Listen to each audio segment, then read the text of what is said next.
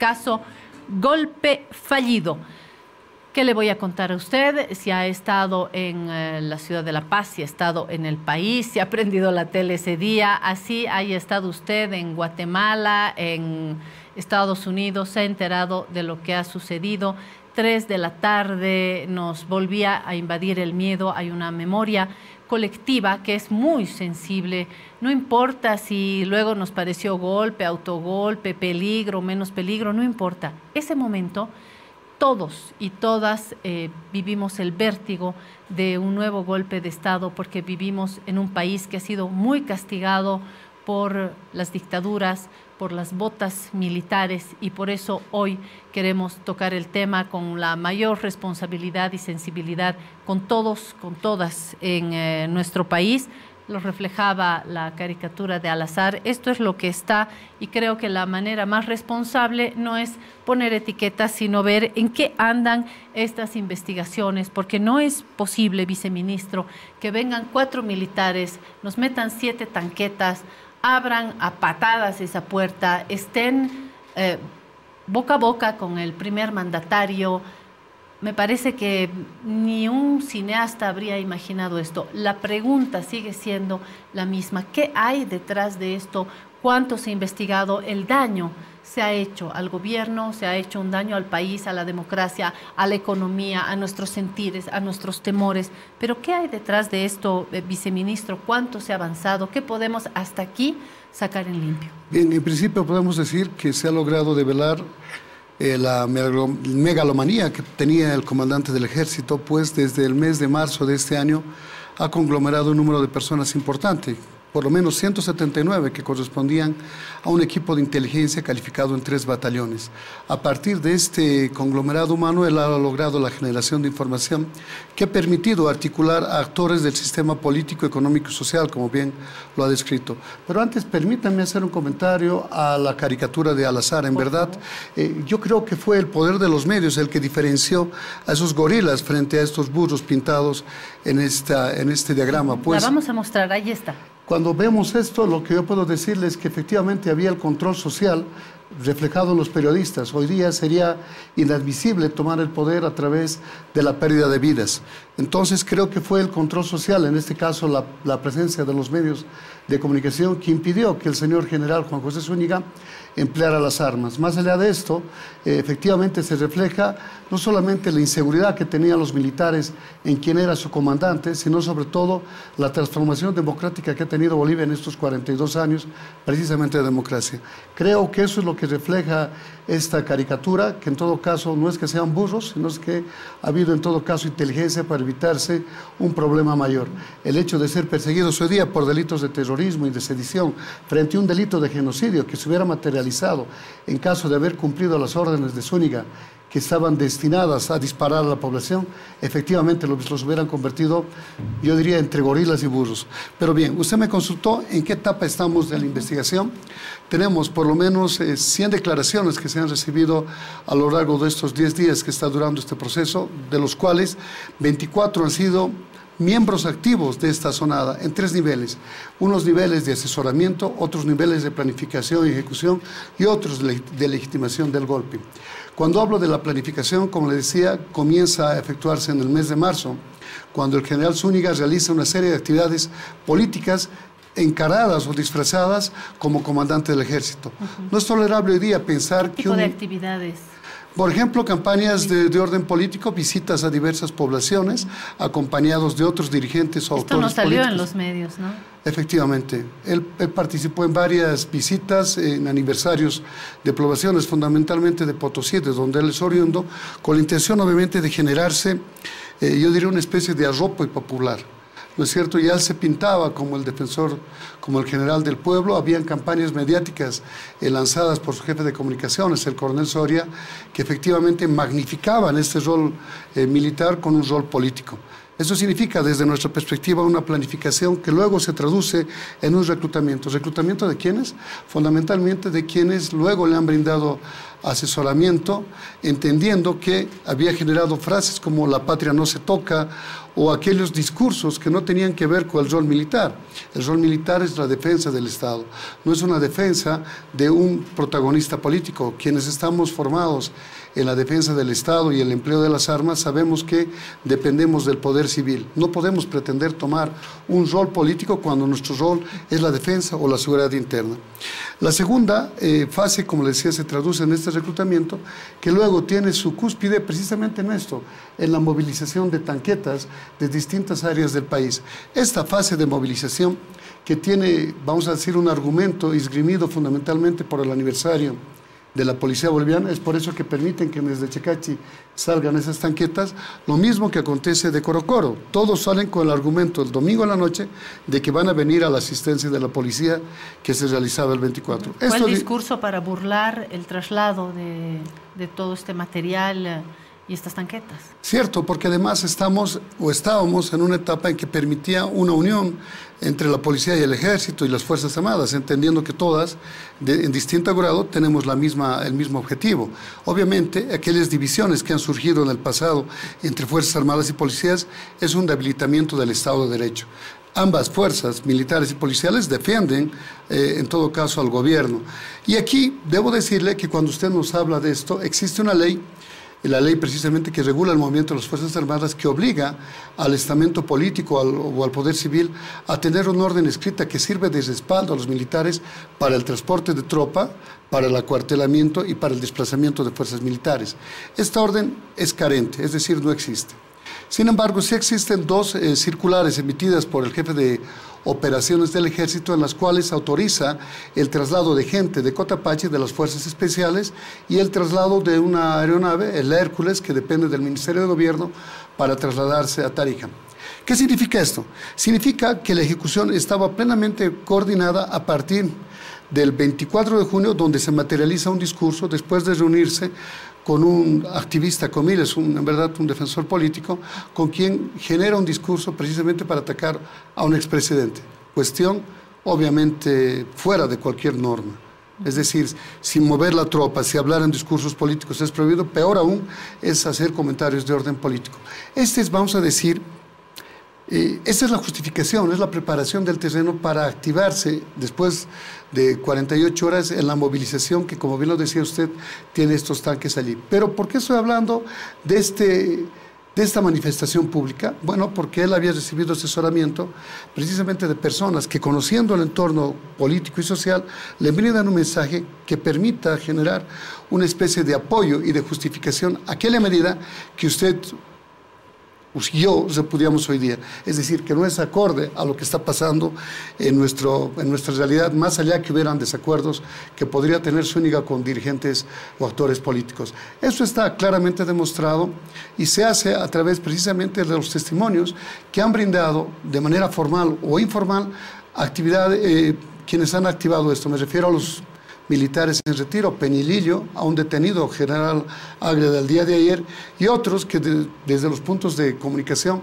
han expresado que efectivamente iban a recibir un cargo gubernamental, ministros de gobierno, de presidencia y de defensa. O sea, ya se estaban distribuyendo cargos, llegó a ese nivel la planificación. Viceministro, permítame retroceder un poco para preguntarle lo que mucha gente se preguntó ese día.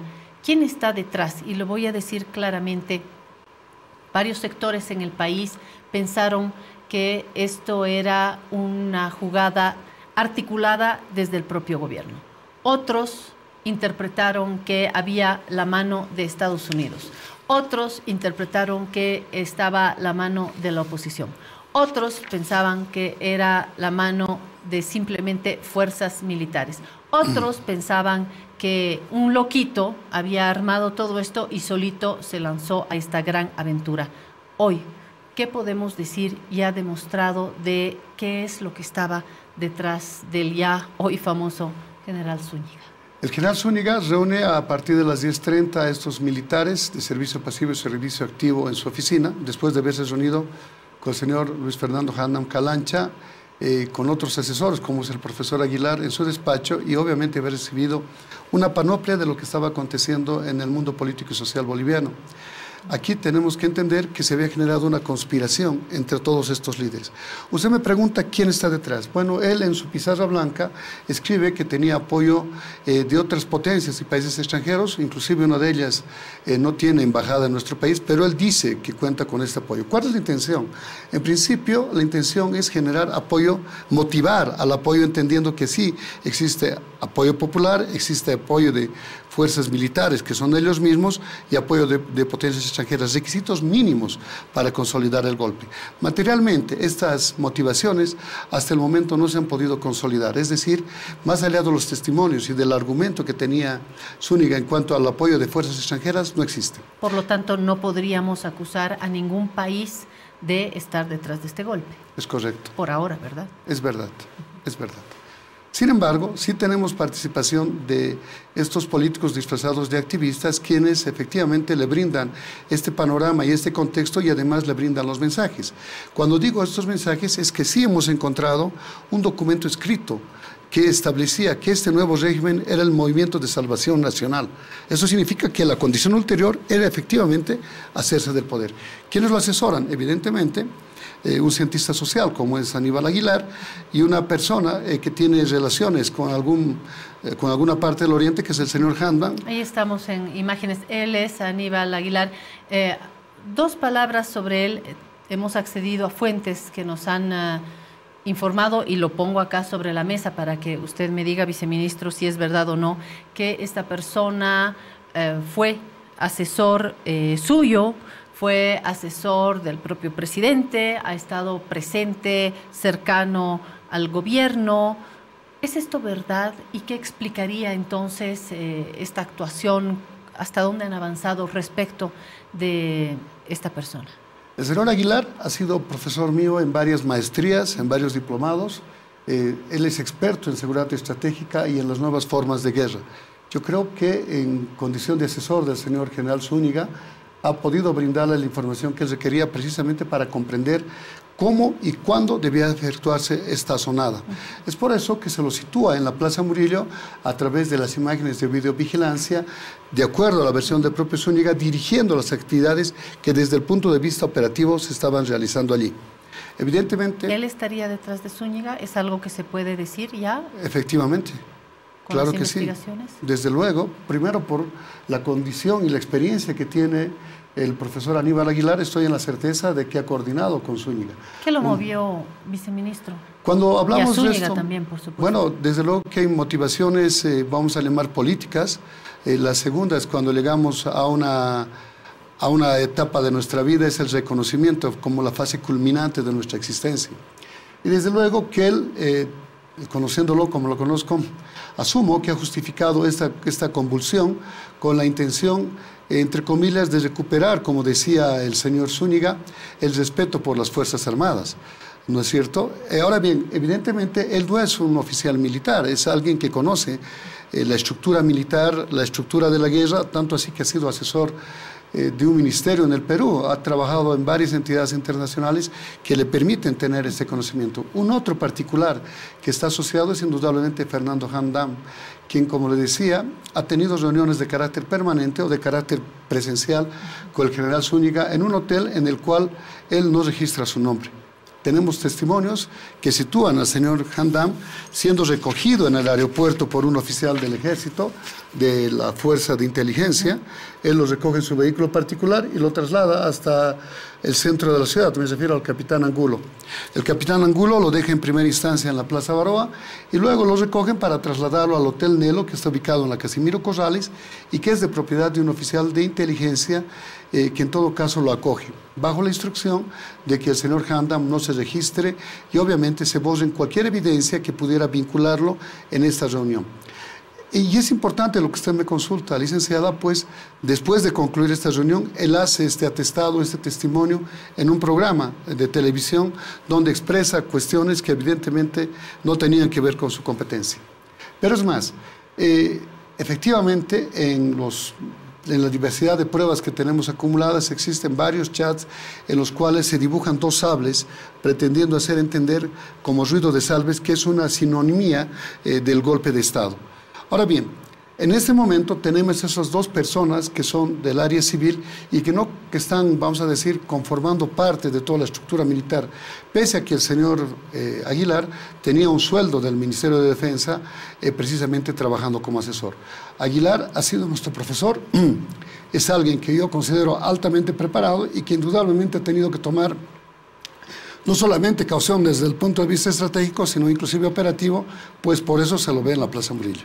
Entonces vamos a una siguiente interrogante que tiene que ver con el control del gobierno de estas fugas, de estas traiciones, porque no encuentro otra palabra que no sea traición para explicar cómo entre un asesor, una alta autoridad militar pueden consolidar por lo menos en una tarde una presencia militar, una asonada militar en plena Plaza Murillo. Hubo traición y si así fue, ¿qué hizo posible que el presidente Arce confíe en una autoridad militar que luego le haga lo que sucedió esta tarde de junio? Y me animo a preguntar más, viceministro. Me animo a irme hasta el 2019, cuando otra vez las Fuerzas Armadas sugieren al entonces presidente Evo Morales renunciar. Y ahí, usted lo sabe, también se suman los policías. Es decir, ¿qué sucede en un Estado? Estoy más allá de los gobiernos. En un Estado en el que las fuerzas militares siguen siendo un hueco negro incontrolable y peligroso para la sociedad, y pondría también en la mesa de análisis a la policía. Se lo pregunto a otro policía. En principio eso significa un irrespeto al Estado de Derecho. Y digo irrespeto porque todos los que somos uniformados, lo repito, dependemos del poder civil. No somos autónomos. Hay una concepción equívoca en la formación de quienes, teniendo las armas, reclaman para sí ciertos derechos. Y cuando digo derechos es que el señor general Zúñiga se siente con el derecho de ser presidente, se siente con el derecho de no ser removido pese a las acciones contrarias a la norma. Usted me habla del 2019 y también ahí se pretenden reclamos de orden personal encaramados en una sublevación que también va contra el Estado de Derecho. Usted me dice es un hueco negro. En verdad no es que es un hueco negro, hay ciertas personas que han sido identificadas en el caso de la policía que están sometidas a proceso penal y muchas de ellas separadas de la institución. Y lo mismo acontece con militares que habiendo brindado ese respaldo a una conducta antidemocrática están hoy día sometidas a una sanción. Y es precisamente ese justificativo que ha pretendido darle el señor general Zúñiga a esa conducta contraria a la ley y contraria a la doctrina. Es decir, la doctrina es la forma similar que tenemos todos de pensar y sabemos que no podemos relevarnos contra el poder civil. Lo sabemos. El que lo hagan es una conducta delictiva. Ahora bien, se puede calificar eso como una bolsa negra, pero entendamos que en Bolivia por lo menos tenemos cerca de 40.000 policías, de las cuales no más de 300 han actuado de manera material en ello. Evidentemente hay que hablar también de la muchedumbre delictiva que borra las concepciones filosóficas internas, o cuando hablo de filosóficas hablo de la doctrina, para hacerse llevar por el conglomerado sin tener una mentalidad propia. Esto quiere decir que en el caso de estos 179 militares que actúan en el grupo de inteligencia del general Zúñiga o el conglomerado de la Policía Militar, el Batallón de Comunicaciones, el Batallón Colorados, ya no tienen una mentalidad propia. Actúan guiados por la turba, por una muchedumbre que no razona. Entonces, esa muchedumbre no solamente está vinculada a lo militar o a lo policial, actúa también cuando hablamos de manifestaciones, actúa también cuando hablamos de toma de tierras, etcétera. Se pierde la personalidad individual para tomar una masa amorfa que no razona. Ahora, el número, por supuesto, nos podría dar tranquilidad. Hay miles de policías que sí responden a los principios democráticos, a ese principio de no deliberar, y al mismo tiempo no se trata de 4 gatos cualquieritas, se trata de autoridades policiales en su momento, militares en su momento, y en este junio de autoridades militares. Hago la misma pregunta que hicieron ciudadanos, no solamente este junio, pregunta que le hicieron también el 2019. ¿Cómo no se dieron cuenta? ¿Cómo el entonces gobierno de Evo Morales, como el hoy gobierno de Luis Arce, no se dieron cuenta de esto que estaba por explotar en el país? ¿No podemos confiar ya en las Fuerzas Armadas, en la policía? Bueno, es una gran pregunta. En verdad es que esta fase, este golpe o cualquier conducta que atente contra el Estado de Derecho responde a un proceso de planificación que se encubre con actividades que permiten soslayar la visión del Estado. Usted me pregunta cómo es que no se han dado cuenta. Es que el hecho de darse cuenta en sí mismo no significa que se pueda aplicar una acción. En este momento yo puedo estar pensando en cometer una barrabasada, pero mientras no la materialice no puedo ser perseguido penalmente, porque tengo el derecho a pensar o a planificar mientras no rompa la ley. Entonces, en el momento en que se resquebraja el derecho, se convierte esta conducta en antijurídica, por fin el Estado se encuentra legitimado para perseguirlos. Usted muy bien ha dicho, no son cualquieritas, dijo usted, ¿no? Son los líderes, son los comandantes.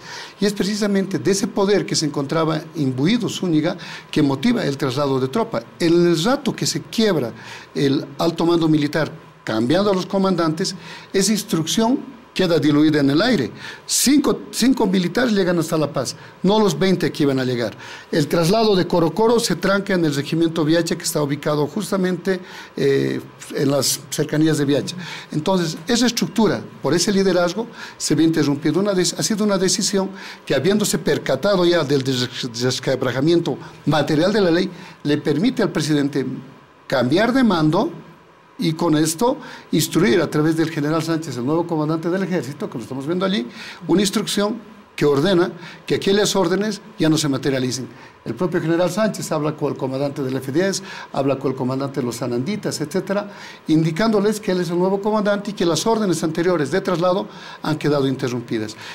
Pero debo resumir diciendo que se trataba entonces de un político disfrazado de militar que empleó las armas para su beneficio personal. Y que no estaba solo.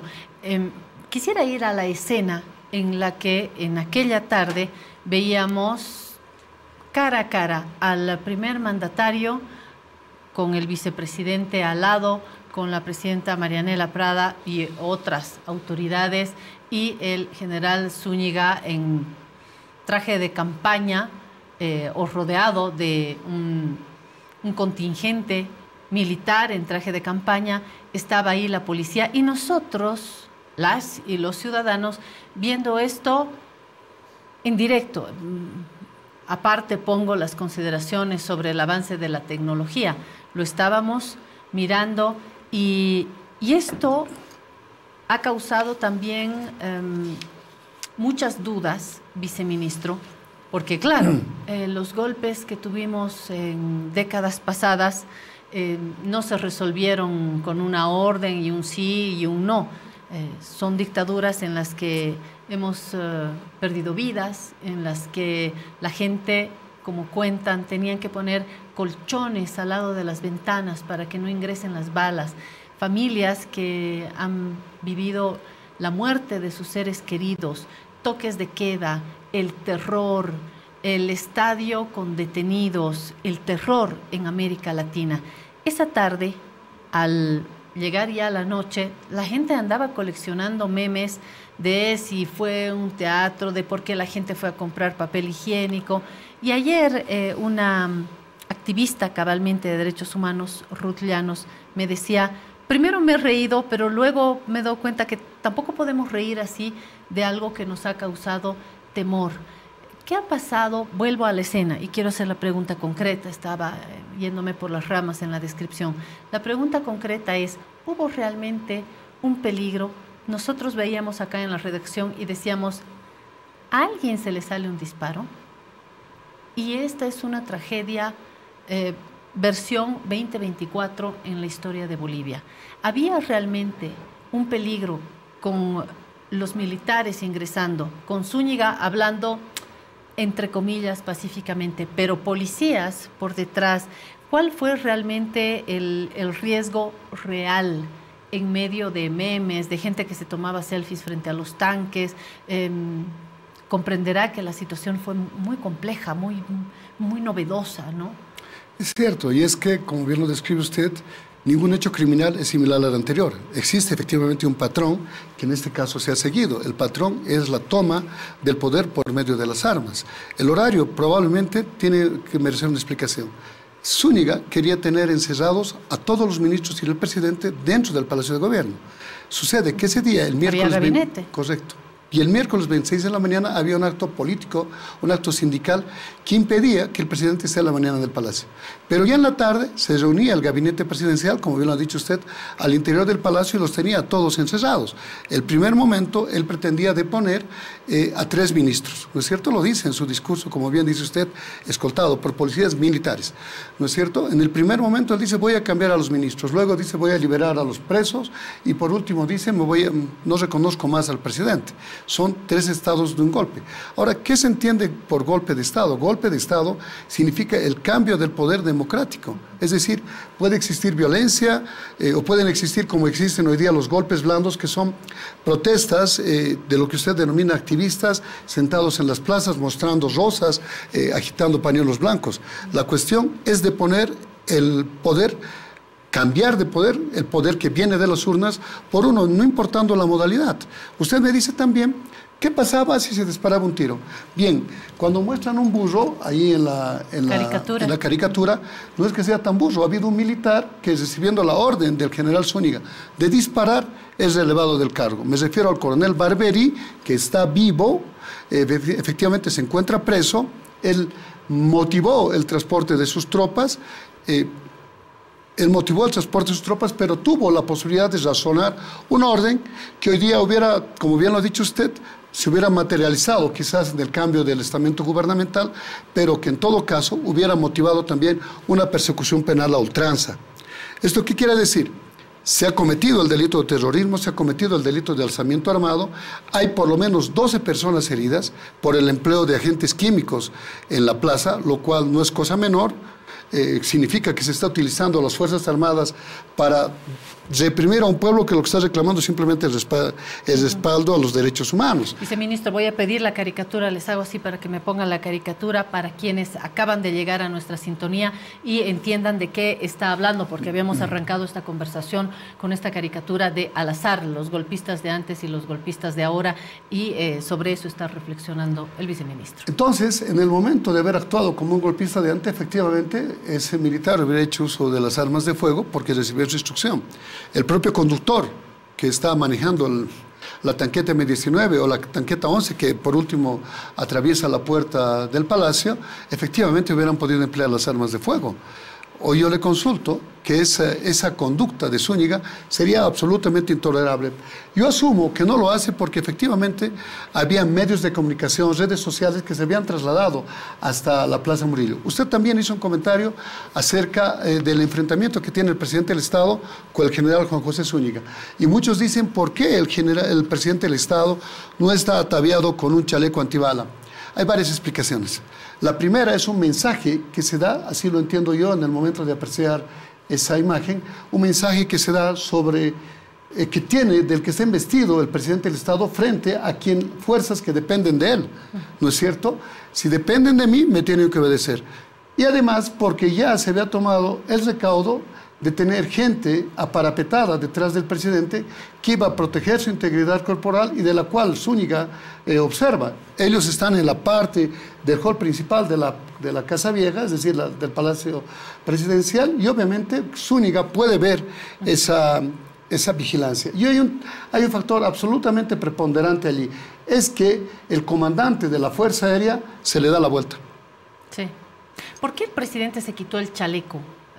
Habían previsto el chaleco antibalas para el presidente. ¿Por qué se lo quita, viceministro? Porque desde mi perspectiva es un mensaje vinculado al liderazgo, es decir, está colocando en riesgo su propia integridad corporal a diferencia de los otros. Evidentemente, algunos que son especialistas en la seguridad pueden repudiar eso, pero el mensaje político que brinda es mucho más superior, vuelvo y repito, en cuanto a la medida de seguridad que él debía emplear. Es un mensaje de alguien que se encuentra seguro de lo que está haciendo, así lo interpreto yo, pero además los criminólogos dicen que esto permite incentivar en quienes lo siguen un sentimiento de lealtad.